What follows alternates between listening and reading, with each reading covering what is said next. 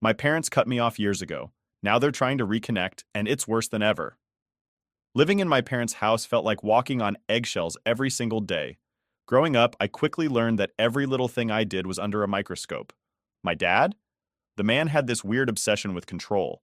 He'd tell me what to wear, where to go, and who I could talk to, and he didn't care how ridiculous his rules sounded. If he decided something was bad, it was bad, and I'd better go along with it unless I wanted a huge argument.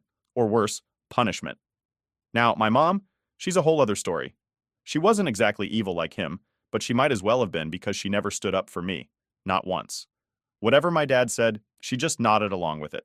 She'd always tell me that he knew best and that I should just do what he wanted. She'd throw in a quick, "It's for your own good," and that was supposed to be the end of it. The thing is, it wasn't for my own good at all. It was just him being on a power trip and her not wanting to rock the boat. One time I was about 14 and there was this girl in my class who I'd been hanging out with more. We'd talk during lunch, walk to classes together, normal friendship stuff. Well, my dad caught wind of it and somehow twisted it in his head to mean I was dating her or planning to date her or whatever other crazy ideas he had. So, he sat me down with that serious look he always had and started in with all this nonsense about how I'd better not be messing around. When I tried to explain that we were just friends, he got even angrier, saying he knew exactly what kids my age were up to. Honestly, I was scared. He went on, saying that if I even thought about having a relationship, he'd make sure I regretted it. It was more than just yelling, though. He was dead serious. I didn't feel like I could even defend myself, so I just sat there, silent, waiting for him to finish. And then, right on cue, my mom came in, not to calm him down, but to add to the shame. She looked me up and down and told me that I was too young to be acting that way, and that I was bringing shame to the family. Yeah, shame. For having a friend. That was the kind of twisted logic I was dealing with. That incident was a turning point for me. I remember going to my room afterward, trying to hold it together and thinking, I've got to get out of here someday. That's when I started counting down the years until I could legally leave, counting every birthday and milestone as one step closer to freedom. It wasn't like I was just a kid getting grounded or being told to do my chores. This was actual intimidation and control. They were so obsessed with keeping me in line that I felt like I had zero say over my own life. Another thing with my dad was how he acted like he was some kind of detective, always watching. He'd randomly go through my stuff, looking for any hint that I was breaking his rules. I couldn't even leave a school notebook out without him going through it, pretending he was just checking my work. And if he found something he didn't like, well, that was a whole other lecture waiting for me. He even had a rule that I couldn't go to any friend's house, ever, because in his words, people can't be trusted. But he could have friends over whenever he felt like it. His friends would come by, drink coffee in the kitchen, and they'd all sit around talking like they owned the place. Meanwhile, if I even asked to go hang out at the mall with my friends, it was too dangerous. I'd be tempted to do something wrong. Like, how paranoid do you have to be to think a kid going to the mall is asking for trouble? Going to a simple event? Like a friend's birthday party? Forget about it. My classmates would talk about the parties they went to, and I'd have to make up some excuse about why I couldn't go. I couldn't tell them my dad had some ironclad rule about not letting me leave the house for social events. I wasn't even allowed to go to school functions like the dance or sports games. Everyone thought I was just the weird kid who didn't go out, but they had no idea that it was because my dad was running some kind of control experiment on me. My mom, she'd just say, "You know how your dad is?" As if that explained everything. To her, his rules were law, and it was my job to follow them, no questions asked. If I ever pushed back or tried to ask why he was like this, she'd say, "Don't upset him, it's not worth it." Looking back, I think she was honestly afraid of him too, but that didn't make it any easier on me. She chose to stand by him instead of protecting me or even questioning his ridiculous rules. So there I was, stuck in a house where everything I did was monitored, controlled, or shut down completely. At school, I'd see other kids getting excited about growing up, getting their first phones, going to sleepovers, stuff like that. For me, none of that was allowed. If I even brought up wanting a phone, my dad would go on this whole rant about how I didn't need one, and if I was meant to have one, he'd let me know. He seriously saw my independence as a threat. I can't even explain how isolating it felt. I was the only one I knew who couldn't even go out after school without getting questioned like I'd committed a crime. Sometimes I'd stay late at school just to get a bit of peace, telling my parents it was for extra study so I wouldn't get in trouble. I remember feeling a weird mix of relief and dread, knowing I'd have to go back home and deal with whatever new rule my dad had cooked up that day. It was like living in a prison where the guards were my own parents, and there was no escape. By the time I was a few years away from turning 18, I'd had enough. I knew that, as soon as I was legally allowed to make my own decisions, I'd be out of there, no looking back. I kept my head down, didn't argue, just did what I had to do to avoid more conflict. In my mind, I was already counting down the months, the weeks, waiting for the day I could walk out without their permission. I wasn't just looking for a way out, I was preparing for it. I'd watch how other people handled things, took mental notes on how to deal with life, so I'd be ready. My dad had made it clear he wasn't going to help me with anything, so I was on my own, and I had to figure it all out myself. That was my life, waiting, surviving, and planning for the day I could finally leave and never look back. When I finally got a part-time job in high school, I thought things might change for me. It was a grocery store down the street from school. Nothing glamorous, just stocking shelves, cleaning up, ringing up customers. But it was my own gig. The manager seemed decent, the hours worked around my school schedule, and I was excited. I was 16, and this job felt like the first real thing I'd ever had to myself. The idea of making my own money, something I could actually control, was the only freedom I'd had in years. But of course, the second my dad found out, that freedom got yanked away before I even got my first paycheck. I remember the day he asked me about it. He had this way of asking questions where it was less of a question and more of a setup. Like, he'd wait for me to answer, just so he could jump in and make me feel like I was in the wrong somehow. So he's sitting at the kitchen table and he goes, "So I heard you got yourself a job?" I should have known right then that this wasn't going to end well, but I was too naive, thinking he'd actually be proud of me or something. So I told him all about it, expecting maybe even a good job or at least a nod. Instead, he hits me with, "Well, I hope you're planning on contributing to the household." Contributing to the household. That was his way of saying he expected me to hand over every cent I made. I tried to explain that I wanted to save up for college and maybe even a little bit for myself, but he wasn't having it. He actually laughed, like the idea of me keeping my own paycheck was some kind of joke. He said, "As long as you live under my roof, everything you earn goes to this family." To him, me living there automatically meant I owed him everything I had. When I finally got that first paycheck, I remember holding it in my hand and feeling this weird mix of pride and dread. On one hand, I'd earned it myself.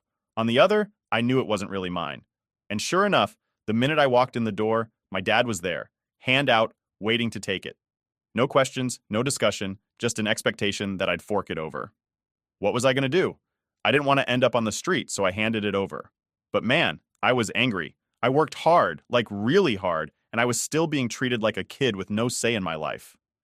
My dad would make these comments about how he was teaching me responsibility, but all I was learning was that I was just a walking wallet to him. My mom, of course, backed him up. She'd say things like, "Your dad knows best," or "We're a family, we all pitch in." But I knew it wasn't about the family, it was about control.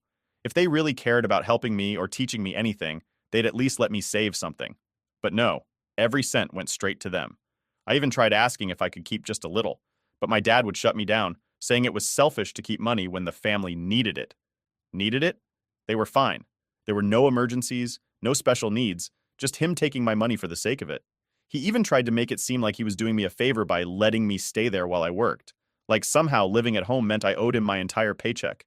I'd see my friends from work talking about the things they were saving up for. One was buying a car, another had plans for a trip. And here I was, handing over every dollar, not even able to buy myself a snack without asking for permission. There was this one time I got a small raise. It wasn't anything huge, just a few extra bucks an hour, but to me it was a big deal. I didn't even tell my parents because I knew it wouldn't make a difference to them, but my dad found out anyway, somehow. He was always snooping, going through my stuff, even reading my pay stubs if I left them out by accident. So when he saw that I was making a little extra, he went on this whole speech about how lucky I was to be able to contribute more. He actually expected me to be grateful that he was taking my raise, like it was some privilege. The worst part was, anytime I'd bring up wanting to save or needing money for something, he'd guilt trip me. He'd go, "Oh, so you think you don't need this family anymore? You think you can just do whatever you want?" It was the ultimate manipulation. He'd twist everything to make it seem like I was being selfish for wanting a little independence, as if keeping even a single dollar for myself was some huge betrayal. Eventually, I just stopped bringing it up. I'd hand over my paycheck without a word, keep my head down, and go back to work. I was basically working for nothing, and every shift felt heavier, knowing that no matter how many hours I put in, I'd never get to see a cent of it. I kept telling myself, just a little longer, just hold on until you're 18. But it was rough. I was doing all the work, putting in all the hours, but getting absolutely nothing out of it. One time, I was so frustrated that I tried hiding a bit of cash. I figured maybe if I tucked away a small amount each week, they wouldn't notice. So I started stashing a little in an old book under my bed. I didn't know what I'd use it for, but I just wanted something, anything, that was mine. I kept it hidden for a couple of weeks, adding a few bucks here and there. But then, one day, I came home, and my dad was waiting for me with that book in his hand. He'd found the money. He didn't yell. He didn't even look mad. Instead, he looked at me with this smug expression and said, "You think you're smart, don't you?" Then he took every dollar I'd hidden and walked out without another word. I felt crushed. That little stash was the only bit of freedom I thought I had, and just like that, it was gone. It was like he needed to remind me that no matter what I did, he'd always be in control. After that, I gave up on saving. I was tired of fighting for scraps, tired of the constant surveillance, tired of being treated like my only worth was what I could hand over. I just kept my head down, did my shifts, and handed over the paychecks without a word. I was counting the days until I'd be free, but every day felt longer than the last. The job that was supposed to give me independence became another chain, another thing my dad controlled. And all I could do was wait, hoping that one day I'd finally get to keep what I'd worked so hard to earn. Turning 18 felt like I'd finally reached the finish line of a marathon I'd been running my whole life. For years, I'd been telling myself that once I hit that age, I'd be out of my parents' house for good, and now it was actually happening. I'd been working nonstop, putting in hours at that grocery store, dealing with my dad taking my money, and watching every penny slip out of my hands. But now, I had enough saved to finally make my move. I'd scraped together just enough for a down payment on a tiny, run-down room that was far from luxurious. But it was my own. I wasn't picky, I just wanted out. Packing up my things was weirdly satisfying. My parents didn't think much of it at first. They figured I'd stay forever, too afraid to leave their grip. But when they realized I was serious about moving, my dad had this look like he couldn't believe it. And my mom? She just stood there, saying something like, "You think you're ready to be on your own?" But her voice wasn't worried or caring. It was more like she was hoping I'd fail so I'd come crawling back. The night before I left, my dad called me into the living room. He put on his serious face and started going on about how being out there would be hard and how I wasn't prepared. He kept hammering in that I'd never make it on my own and that I'd be back in no time. It was his way of trying to plant doubt, make me second-guess myself. And honestly, a part of me was scared. I knew it wouldn't be easy, but staying felt even worse. The next morning, I got up, threw my bag over my shoulder, and walked out without looking back. It felt surreal. I didn't even care that my place was just a small, drafty room in an old house. It was mine, and that's all that mattered. I remember sitting down on the bed and looking around, and even though there was nothing in there but a mattress and an old dresser, I felt a freedom I'd never known. No one was going to tell me what to do or take my money anymore. Life on my own started out pretty rough. I was broke, barely scraping by. My room didn't come with much. No fancy furniture, no fridge, just a sink in the corner, and a hot plate I bought secondhand. My meals were whatever I could afford, usually ramen or canned stuff, but I didn't care. I could finally make decisions for myself, even if that meant learning how to budget and plan meals. I wasn't working just to hand it all over anymore, and that alone made everything worth it. One of the first things I did was enroll in college. I hadn't thought much about my future beyond getting away from my parents, but now that I was out, I wanted more. I applied for financial aid, took out some loans, and signed up for classes. I went for business administration, figuring it would open up doors for me later on. It wasn't some dream program, but it felt like a step forward, like I was finally building something of my own. Balancing college with work was no joke. My shifts at the grocery store were still long, and I'd have to squeeze in study sessions between shifts. Most nights, I'd come home exhausted, but there was this sense of purpose I'd never felt before. I wasn't just existing or surviving under someone else's control. I was working for something, building a future that was mine. And even though the struggle was real, that thought kept me going. After a while, I started to make friends at school. It was the first time I had people around me who actually respected me, not people waiting to judge me or control my every move. I didn't have to keep looking over my shoulder, wondering what my dad would say or how my mom would react. I could just be myself, and they accepted me for that. It was a small thing, but it felt huge, like I was finally becoming my own person. Every once in a while, I'd get a message from my mom or a check-in from my dad, mostly just them fishing for info about how I was doing. I knew they wanted me to fail, to hear that I was struggling so they could swoop in and say, "See? We told you so." But I kept it vague, didn't give them the satisfaction of knowing anything about my life. I wasn't about to give them any ammo to use against me. Eventually, I got a job waiting tables at a nicer place and the pay was better. I left the grocery store and threw myself into balancing my new job with college. The restaurant job was exhausting, but also kind of rewarding. I was picking up skills, learning how to handle different kinds of people, and saving up a little bit more each month. For the first time, I could actually think about things like upgrading my room or buying decent clothes without feeling like I was about to lose everything. It was slow progress, but it felt good. My routine was intense.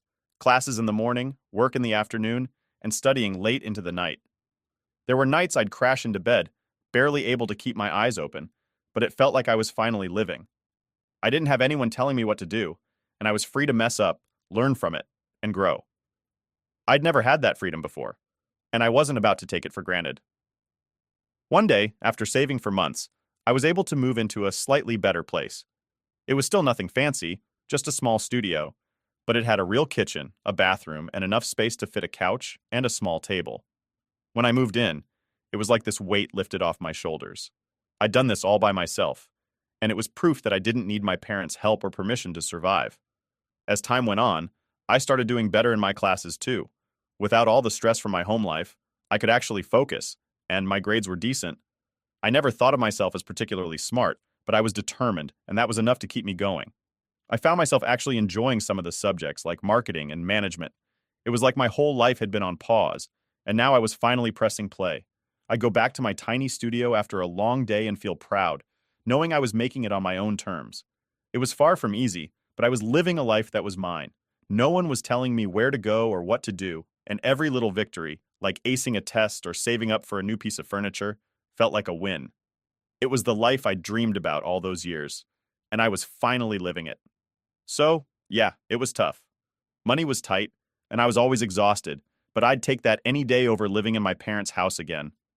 Getting out and finally finding myself felt like escaping a prison I'd been locked in my whole life. And for the first time, I felt like I could actually be happy. Things were finally starting to come together for me. I had my own place, I was doing all right at school, and I was making enough to keep myself afloat. My life felt like it was finally mine, and every little success reminded me that getting out of my parents' house was the best decision I'd ever made. I was done with them, or so I thought. One day after a long shift, I came home to find a small package sitting outside my door. There was no return address, and I wasn't expecting anything, so I was a bit curious. I opened it up and found a thick envelope inside. I figured maybe it was some paperwork from my college or job, but when I saw who it was from, my heart sank a bit. It was from my dad. Now, my parents hadn't exactly been blowing up my phone since I'd left. They'd occasionally text or try to call, mostly to ask me pointless questions or guilt-trip me into coming over for family stuff. But I'd kept things short and sweet, never really giving them any insight into my life. So, seeing a whole envelope from them was odd. I opened it up, and inside was a letter from my dad, along with a bunch of paperwork. I started reading the letter, and with every line, I felt my stomach drop further and further. Basically, the letter said that my dad had taken out a huge loan a few years back to start some business venture. Long story short, the whole thing had flopped. Badly. Now he was drowning in debt and needed my help to fix it. But that wasn't even the worst part. Along with the letter was a copy of the loan statement, showing just how much he owed. And the number wasn't small, it was massive. I'm talking years of payments, interest piling up, and no clear way out. My dad's note made it sound like he was just casually passing this off to me, as if it was somehow my responsibility to help him out because family sticks together. The entire thing felt surreal. I'd worked so hard to get away from them, to build something for myself, and now they were just expecting me to swoop in and save the day. I felt this mix of anger and betrayal, like they'd just thrown their mess onto my doorstep without a second thought. I remember sitting there staring at the loan paperwork, trying to wrap my head around it. It wasn't like they were asking for a small loan or a one-time payment. No, this was them saying, "Hey, you're doing well now, so why don't you take over this huge debt we can't manage?" My dad actually wrote that it wouldn't be too much of a burden on me since I was making a decent income now. I mean, how entitled can you get? I decided I wasn't just going to ignore this. I needed answers. So I called my dad, trying to keep calm, and asked him point blank what this was all about. Right away, he went into this speech about how he'd always believed in me, and knew I'd make something of myself, and now it was time for me to help out the family. I couldn't believe what I was hearing. This guy, who'd taken every cent I earned in high school and never gave me a dime for college, was suddenly acting like I owed him my success. I told him I'd worked for everything on my own, and that this loan was his responsibility, not mine. But he just brushed that off, saying, "You wouldn't be where you are if it weren't for me." He actually had the nerve to say that my independence, my job, my entire life, all of it was somehow thanks to him. My mom chimed in too, trying to guilt trip me about how hard things had been for them lately. She said that since I was doing so well, it was only fair that I step up and help. She went on and on about family duty, how they'd done so much for me over the years. It was insane. They really thought they could just dump this all on me, like I owed them some huge debt for the privilege of growing up in their house. I asked my dad what exactly he'd been doing that got him into this mess, and he finally admitted it was some half-baked scheme to start a business. He thought he'd found the next big thing and poured everything into it, only for it to tank almost immediately. He never told me about it, never asked for advice or help when it first went south. But now that the debt was piled up, suddenly it was my problem. Then, just to twist the knife a bit more, he told me that my situation made me the only one who could take on this responsibility. He knew I was doing okay for myself, and I guess in his mind, that made me his fallback plan. Like because I'd escaped their control, I'd somehow earned the honor of paying off his screw-up. I was so angry I could barely keep my voice steady. I told him that this wasn't my responsibility and that I didn't owe them anything. I'd built my life on my own, without a single ounce of help from them. But my dad just laughed, saying I'd come around eventually, like this was some phase I'd grow out of. I ended the call feeling like I'd been hit by a truck. Here I was working hard, barely keeping myself afloat, and they thought I could just magically pay off a mountain of debt because it was the family thing to do. I couldn't believe they had the audacity to even ask. It felt like they hadn't just crossed a line, they'd obliterated it. For a few days, I just tried to shake it off, but it kept eating at me. I kept thinking about how entitled they were, how they thought I'd put my life on hold to clean up their mess. It was like they saw me as this backup plan, like I was there to bail them out whenever they screwed up. The more I thought about it, the angrier I got. This wasn't just a one-time mistake. They actually believed they deserved my help, no matter what they'd done to me over the years. After about a week, I decided to send them a response. I wrote a letter, as blunt as I could, explaining that their loan wasn't my problem and that I wouldn't be helping them out. I reminded them that they'd never supported me, never gave me a dime for school or rent, and that I was done letting them guilt trip me. I made it clear that this was the last time I'd entertain their requests for money, and that they'd have to figure out their own way out of this mess. The day they got the letter, my dad called me up furious. He ranted about how I was ungrateful and how he'd raised me better than this. He kept saying I was turning my back on the family, but I didn't care anymore. I'd done enough, put up with enough, and I wasn't going to let them drag me down with them. Hanging up that call felt like ripping off a Band-Aid. I was done with their guilt trips, their manipulation, and their entitlement. For once, I was putting myself first, and it felt damn good. After that last call, I knew it was over. I didn't need any more guilt trips or manipulative family talks from them. It was time to cut them off for good. I had held out for years, hoping for maybe a shred of support or acknowledgement, but this whole loan fiasco made it clear. They only saw me as some backup plan, someone they could use when things went sideways. I wasn't a person to them. I was just a bank with a pulse. For the next few weeks, I kept my phone on silent and let their messages pile up. They'd call, leave voicemails, text, sometimes both of them, sometimes just my mom, trying to reason with me. Each message was the same thing. Reminders of family obligations and warnings that I'd regret it if I didn't step up. My dad would say stuff like, "Family is all we've got," and "We raised you better than this." It was like they were reading from some script, as if repeating the same phrases would somehow make me give in. At first, I'd get this gut reaction every time I saw one of their messages pop up, like a spike of guilt or anger. Years of conditioning, I guess. But after a while, the messages just turned into background noise. I'd see them, ignore them, and go about my day. It was weirdly freeing. For once, I wasn't feeling obligated to respond or explain myself. I was finally learning how to not care. But of course, they didn't let up. My dad escalated like I knew he would. He left me a voicemail saying he'd be forced to take drastic measures if I didn't answer. I deleted it. Then he tried sending a letter, saying that he'd reach out to my friends or people at work if he had to. That one got under my skin a bit, but I reminded myself it was just more of his scare tactics. He was bluffing, trying to mess with me like he always had. It wasn't just the direct messages either. My mom started pulling the worried mother act, reaching out to my siblings to ask them if they'd heard from me, saying she was worried sick. They knew the drill, though. My brother, who'd been fed up with them for years, was the first to call me up and tell me to ignore her. He said, "She's only worried now because she can't control you." That pretty much summed it up. My parents were never worried about me, just about what I could do for them. After a while, I realized the only way to truly get rid of their influence was to make it official. So I filed for a restraining order. I didn't want to do it, but it felt like the only way to get them to back off permanently. I'd saved every single one of their guilt-trippy messages and threats, and it was more than enough to get the order approved. When I got the notification, it was like this huge weight had been lifted. They couldn't just invade my life whenever they felt like it anymore.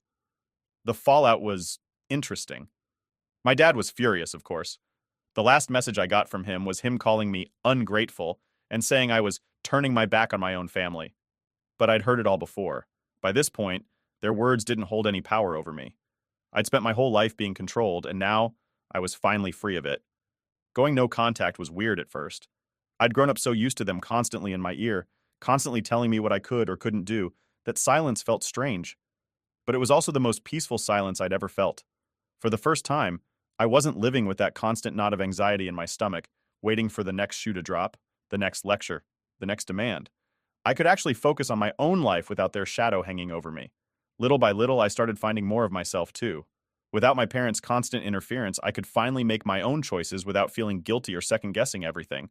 I started putting energy into things that actually mattered to me, like my classes, my job, and just building a life that was actually mine.